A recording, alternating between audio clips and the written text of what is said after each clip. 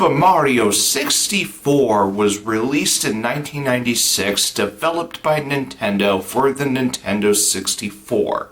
I have very fond memories with Super Mario 64 because I remember playing this game back in the late 90s. Super Mario 64 is the first installment in the Mario franchise to use 3D graphics. Now sure, the graphics are dated now, but back then, the shift from 2D to 3D seemed to be a pretty big move for any franchise. And Super Mario 64 actually proved to be very successful with the transition from 2D to 3D.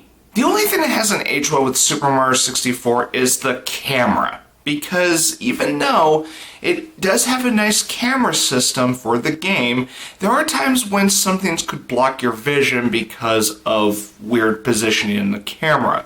But really, the camera is very useful in Super Mario 64, so I don't find some of the clunkiness to be a detriment to the game because the rest of the game makes up for that. The controls are nice for a Nintendo 64 launch title, even though there is some frustrating moments with the game where the controls can get a bit slippery at times, especially with awkward camera positioning in the game. But the controls are actually very smooth, for the most part. Back then, Mario was more athletic and acrobatic than the past games. That's mostly because Nintendo wanted to brag about, "Ooh, look what we can do in 3D!" But the game is actually still good. The soundtrack by Koji Kondo, like Super Mario World, is one of the catchiest soundtracks in the Mario franchise.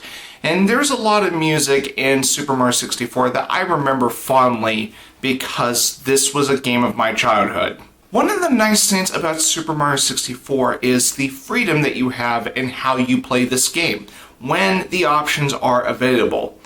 And that's because the game is open-ended in terms of how you progress through the game. Let's say you want to play a level in Bob-omb Battlefield, then a level in Whomp's Fortress, and then a level in Jolly Roger Bay. And let's say you want to, rotate between the three. You can do that. Let's say you want to play a level in Bob-omb Battlefield, then a level in Whomp's Fortress, and then a level in Jolly Roger Bay, as long as you have 3 stars. And let's say you want to rotate between the 3 in any way you like. You can do that! Since this is a Mario game we were talking about, do I have to go into detail about plot and characters with Super Mario 64? I thought so. So what's the main objective of Super Mario 64? Princess Peach has to be saved again from Bowser. Okay, redundant objective, it's been done to death, for over the years. But I don't care, because Super Mario 64 heavily emphasized the gameplay, which is a lot of fun. I really wasn't focused on saving the princess, I was more focused in just collecting stars. That's what made Super Mario 64 great. Heck, Super Mario 64 has the bonus of endgame reward also being cake. To be honest with you, I still love Super Mario 64. This is a game I was very fond of as a kid, and I still enjoy it today. Sure, some things haven't aged well with Super Mario 64, but on a historical level, this game has a lot going for it. And if it wasn't for the success of Super Mario 64, Nintendo probably wouldn't be as confident to transition Zelda into the 3D realm of gaming. Seeing as how transitioning a franchise from 2D to 3D was very risky, I am glad Super Mario 64 did not sink. It swam.